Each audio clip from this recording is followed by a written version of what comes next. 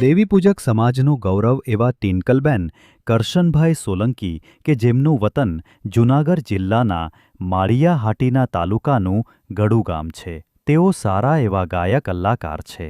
તો મિત્રો, ચાલો હવે સાંભળીએ બેન શ્રી ટિનકલબેનને.